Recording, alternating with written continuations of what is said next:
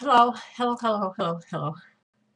Our kids are not living in a vacuum and they're really, really well aware of what's going on in the world. Even the younger ones, I think a lot of them are really aware of what's going on in the world. They watch the TV and sometimes I think they make of it, especially lately. Especially lately, they're aware of the condition of the world economies. They're aware that how much debt we're in as individuals in the United States, personal debt as well as we died of the national debt. I think it's somewhere, is it over $100,000 for every person? $80,000, 70? I don't know what it is right now, the last time I heard. But the kids are aware of these things and they're uncertain about their own futures and about their ability to get through college and get a good paying job and have children and take care of a family. And they have a lot of uncertainties. And that's where we come in. We really, as parents and as how you say that, your kids' friends, you're not parents, but an influence on your kids' friends. We really need to have uh, confidence. Confidence is the best word I can think of. We really need to talk to the kids and acknowledge the dangers and the fears and so forth, but have an unshaken confidence in the future and in our well-being and in our preparations that we're making, and that we can be a peaceful, calming influence in their life so that they won't fear, they won't shake in their shoes.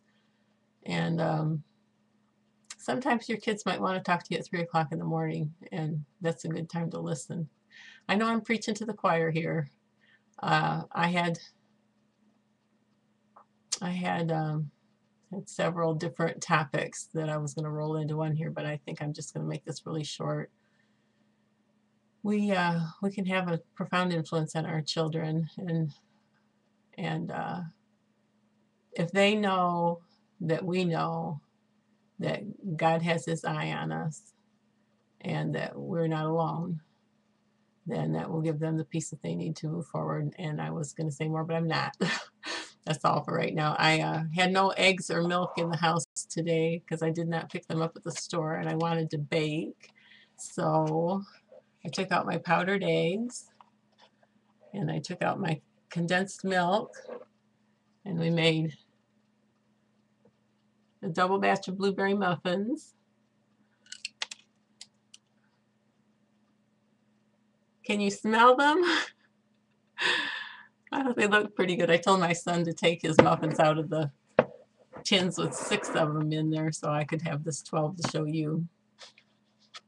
And then I made 8 dozen cookie dough for 8 dozen cookies. And I have the small, can you see this? Kind of blurry, sorry. The small containers, I have like a couple of these. I divided up the recipes are on the channel. You just have to flip through and see there's a couple of places where the recipes are.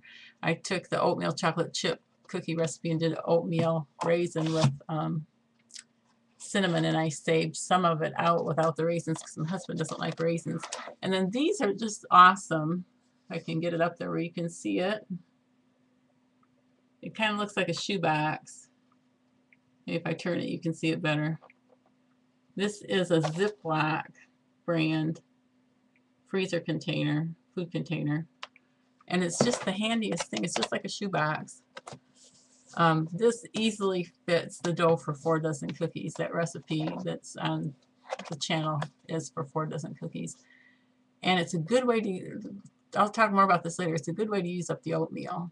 Good way to use up. I keep thinking about Southern Prepper and how I couldn't take the oatmeal anymore, and I have stories about oatmeal later that are pretty good.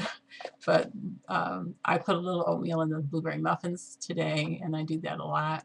Put oatmeal in the oatmeal chocolate chip cookies. I have a bread recipe, if I can ever find it, for 58-minute bread that has 2/3 of a cup of oatmeal in it in 1 loaf, and it's really good for a bread machine. And what else has oatmeal in it? Can't remember right this minute. The muffins, the cookies, the bread. Oh, I made some no bakes for the first time the other day. They come out too good. I don't know what I did wrong. But anyways, these containers are really great. There's enough cookie dough in there for 48 cookies. But I'll talk about, I'm really sold on this baking the muffins and the cookies and the bread. And I've been thinking about it a lot more lately, so there's going to be another video. If you don't want to see that one, just pass it by. Just pass it right by. So that's the reason I'm showing the muffins, really, to tell you the truth. The reason that I brought these muffins into my living room while the guys were out for a minute, I heard them make this video before they come back. The reason I made the muffins part of the video is really because I'm on a baking mission. They say that kids, now I didn't do it specifically for this reason. I've been a baker all along, but they say that children who are in homes that people sit down and eat dinner at the table, we eat, but we don't sit down at the table to do it. And where there's things like freshly baked muffins in the house, that there's certain things that are predictors of kids not being tempted to get into drugs and alcohol and so on and so on and so forth. Addiction is such a horrendous thing, and we need to do all that we can to prepare our kids so that they don't get addicted to substances that are harmful. And so I have had, I hope I don't get in trouble for saying this, I don't want to invade anybody's privacy, but my son had a boatload of boys coming over for years on end, and there was nothing to have 6, 8, 10, 12 boys in the living room. We have a pretty small living room. You can see it in all my videos. All my videos. All I have is this little camera. But the boys were coming in and out, visiting on a regular basis. And, you know, we're not swimming in money, but I can make cookie dough. And I was having some severe health problems during that time frame. And so I needed help in the kitchen to do these things. And so the boys would be in the kitchen on a regular basis. And this is just one thing we can do to have a welcoming home, welcome your children's friends, be confident, be optimistic, be cheerful, use some humor, have snacks handy and ready. We did what we usually did. Hope this is okay. My son doesn't get mad at me for this. We usually start with microwave popcorn, pass that around, and then we'd put a bag of French fries in the convection oven, and they'd have French fries with ketchup.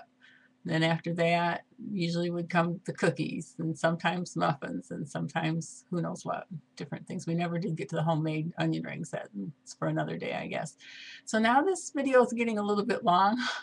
I hadn't intended for it to do that, but we need to talk to our kids. I'm going to end with one more thing I wasn't going to say. I'll go into this at a later date, but my son was in 5th grade, I think. The morning of 9/11, we all remember that, and I had talked to him prior to that time and told him that the chances were that in his, this is not going to be a good explanation. I'm just going to breeze right over this. The chances were that sometime in his lifetime things would become unpleasant, and I was very upfront with him about that. And so when the time, that's a short condensed version. I'll go into that later. But when the time came that the country was under attack, and the president was having to be taken to a safe location, and the Pentagon was hit. I mean, those were serious events that happened, and 2 huge skyscraper buildings were melting under the heat of jet fuel on fire. Those were serious events, but I had spoken to my son prior to that time in confidence and very calmly. So I went over to the school and asked to see my son just for a minute, spoke with the principal briefly. They got my son out of class, and I basically told them, you remember Mama told you that someday things might get ugly? And he was well aware of that, and he said yes. And I said, well, this is what happened. And, you know, don't tell any of the kids at school yet, because they don't know. They don't need to hear it from you until they announce it, if they announce it. And if anything gets worse, I'll be back to get you. We only live a mile from the school. And so it was fine. Everything was fine. But that was That's all I got to say. That's, you know the video is too long when your screensaver goes on you. It's time to quit. So be comfortable and confident and friendly and humorous, and give the kids something to believe in, and be an example of someone who has faith that God is in control in the end. And now I'm getting too long. I'm going to quit. Thank you. Bye.